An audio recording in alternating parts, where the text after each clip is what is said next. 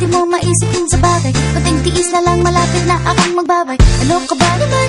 Ganyan-ganyan na lang. Wala ka lang alam gawin kundi magparamdam. Hindi ko na alam, ano pa dapat ang iisipin ko o dapat pa na wag na lang. Tuwing gabi ka lang nagte-text, tumamig message ko walang effect. Nag-aantay